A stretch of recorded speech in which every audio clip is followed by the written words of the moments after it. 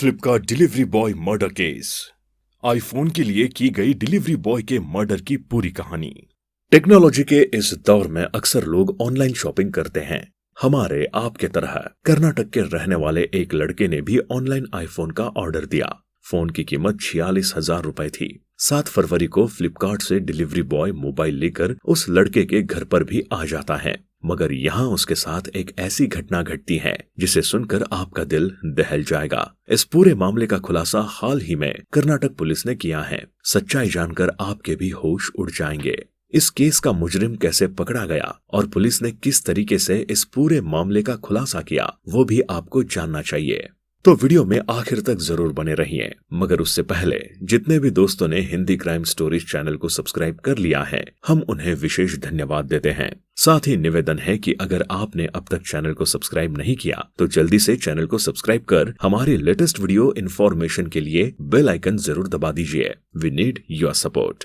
दोस्तों, ये पूरी कहानी कर्नाटक के हसन जिले के अरासीकेरे टाउन के रहने वाले एक 20 वर्षीय हेमंत नायक नामक युवक की है, जो फ्लिपकार्ट का डिलीवरी बॉय था। हेमंत नायक ने अपनी शुरुआती पढ़ाई लिखाई अपने होम टाउन से ही किया था, मगर पारिवारिक जिम्मेदारी बढ़ने की वजह से इन्होंने कॉलेज की पढ़ाई बीच में ही छोड़ दी और काम ढूंढते हुए बेंगलुरु चले गए। हेमंत बेंगलुरु जाकर कई साल तक इधर उधर काम करता रहा, मगर कुछ ही समय बाद वहां से उसका दिल भर जाता है और वो वापस अपने होम टाउन अरासीकेरे आ जाता है। यहाँ आकर वो जब फ्लिपकार्ट के सहयोगी ई कार्ट लॉजिस्टिक्स के साथ जुड़कर डिलीवरी बॉय के तौर पर काम करने लगता है। पिछले 8 महीने से वो फ्लिपकार्ट डिलीवरी बॉय के तौर पर काम कर रहे थे। हमेशा की तरह 7 फरवरी 2023 को हेमंत नायक लोगों तक सामान डिलीवर करने के लिए ऑफिस से सामान कलेक्ट करके लोकेशन की तरफ निकल जाते हैं। हर कोई अपने काम में लगा हुआ था। तभी हेमंत के भाई मंजुनाथ नायक को हेमंत के एक दोस्त का दोपहर 1:42 पर फोन आता है।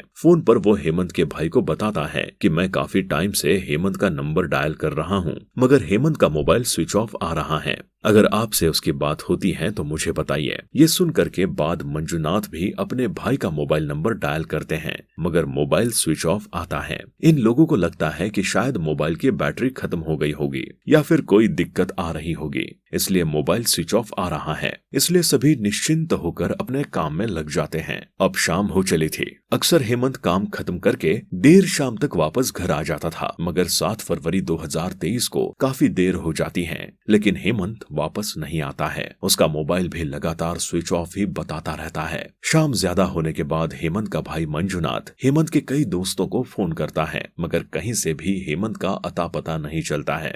ऑफिस में कांटेक्ट करने पर पता चलता है कि जितने लोगों को सामान डिलीवर करने के लिए हेमंत निकला था, उनमें से ज्यादातर लोगों को उनका सामान मिला ही नहीं है। ऐसा पहली बार हुआ था जब हेमंत समय पर सामान डिलीवर नहीं कर पाया था। अब लोगों के दिमाग में तरह तरह के ख्याल आने लगते हैं और इन्हीं ख्यालों के बीच रात भर लोग हेमंत को खोजने में लगे रहते हैं, मगर हेमंत का कहीं अता पता नहीं चलता है। अंत में थक हार कर 8 फरवरी 2023 को हेमंत का भाई मंजुनाथ स्थानीय पुलिस स्टेशन में जाकर भाई के गायब होने की खबर दर्ज करवाता है। मामला दर्ज करने के बाद पुलिस भी हेमंत को तलाशने में लग जाती है।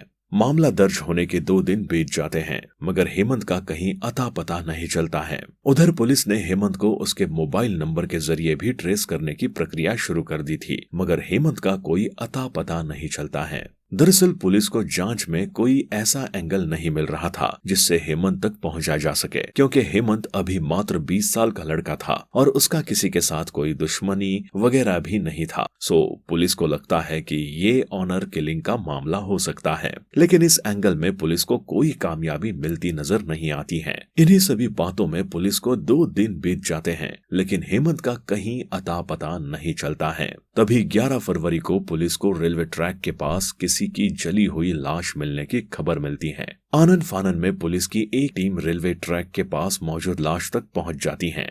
लाश को कब्जे में लेकर फॉरेंसिक जांच कराकर सबूत इकट्ठा करती है। लाश के पास से बरामद किए गए कुछ सामानों तथा जलने के बावजूद बच गए अवशेष के आधार पर उसके परिजन द्वारा लाश की पहचान हेमंत नायक के तौर पर की जाती है। पुलिस अब अपनी जांच तेज कर देती है। पुलिस को हेमंत के मोबाइल की लोकेशन हिस्ट्री के आधार पर पुलिस को ये पता चल जाता है कि आखिरी बार हेमंत का मोबाइल फोन कहां पर स्विच ऑन था। उधर हेमंत के ऑफिस से जुटाए गए जानकारियों से भी पता चलता है कि जिस लोकेशन पर हेमंत का मोबाइल स्विच ऑफ हुआ था वहीं पर हेमंत को एक पार्सल भी डिलीवर करने जाना था। अब पुलिस इस इलाके में आकर जांच पड़ताल शुरू कर देती है। आसपास के इलाके के सभी सीसीटीवी फुटेज खंगाले जाते हैं। इसी दौरान एक सीसीटीवी फुटेज में एक व्यक्ति स्कूटी पर कुछ ले जाता हुआ दिखाई देता है। देखने से साफ लग रहा था कि शायद चादर में शव को लपेटकर स्कूटी के आगे रखा गया है। अब पुलिस उसी सीसीटीवी फुटेज के आधार पर अपनी जांच आगे बढ़ाती है तो पता चलता है कि कुछ दिन पहले ही पास के पेट्रोल पंप से वही स्कूटी वाला व्यक्ति डब्बे में पेट्रोल खरीदता हुआ भी दिखाई दे रहा है।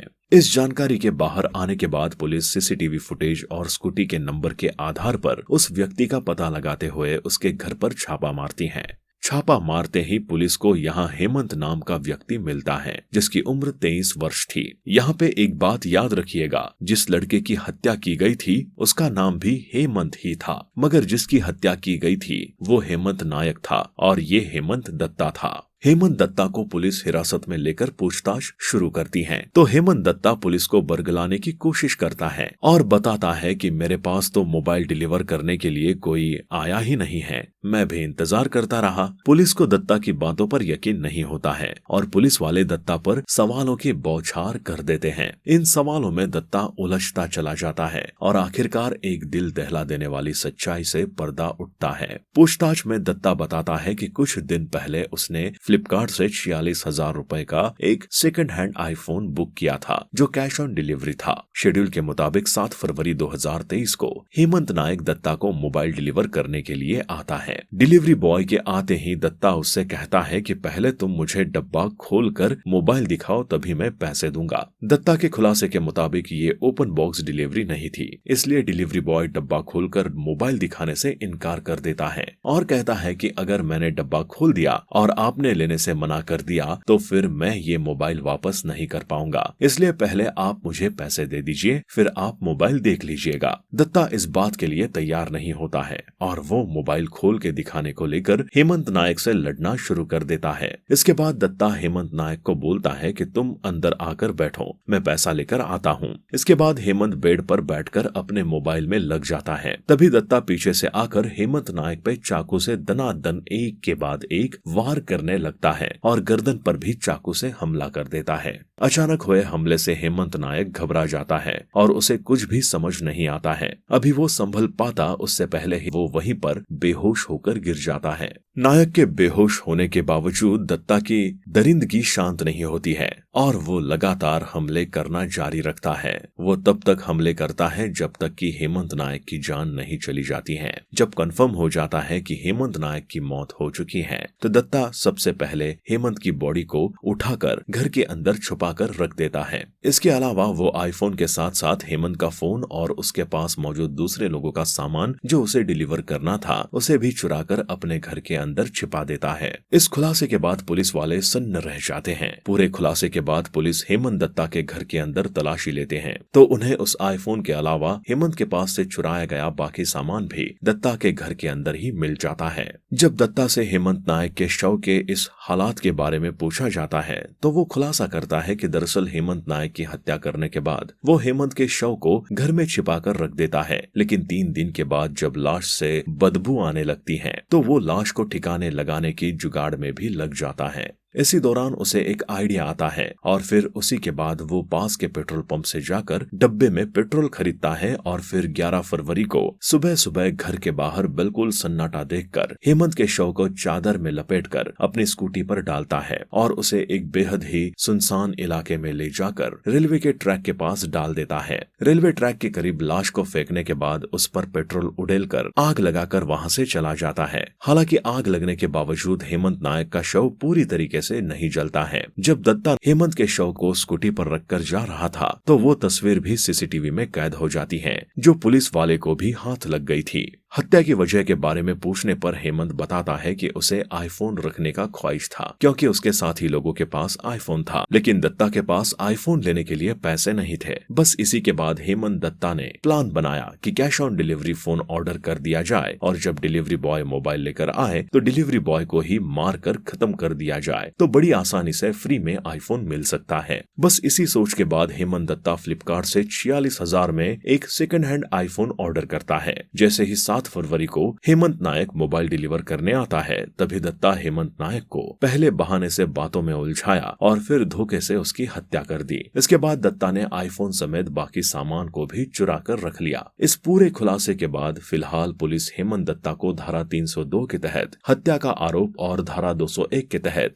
साक्ष्य छुपाने के आरोप में गिरफ्तार करके जेल भेज दिया है। दोस्तों, अब यहाँ पर कुछ सवाल है जो आपके मन में भी चल रहा होगा। पहला सवाल, दत्ता का जब ये प्लानिंग था तो उसने 46,000 का ही सेकंड हैंड आईफोन ऑर्डर क्यों किया? क्योंकि आईफोन तो लाखों का आता है। तो इसका जवाब है, नया iPhone cash on delivery available नहीं था, इसलिए दत्ता ने मजबूरन सेकंड हैंड 46,000 का आईफोन ऑर्डर किया था। दूसरा सवाल, क्या दत्ता अपने घर में अकेले रहता था? तो हाँ, दत्ता 2 BHK के फ्लैट में अकेले रहा करता था। इस तरह एक लड़का जो अपने घर का सहारा था और एक छोटी उम्र में ही घर की जिम्मेदारी निभा रहा था, मात्र 20 साल की उम्र में इस दुनिया से चला जाता है। अब ये तो अदालत तय करेगी कि हेमंत दत्ता को उसके किए की क्या सजा मिलेगी। फिर भी आपके अनुसार हेमंत दत्ता को क्या सजा मिलनी चाहिए? कमेंट बॉक्स में जरूर बताएं। अगर हमारी मेहनत पसंद आई हो तो इसे लाइक और शेयर जरूर करें, ताकि बाकी लोग भी हैवानियत की इस कहानी के बारे में जान सके और सजग हो जाएं।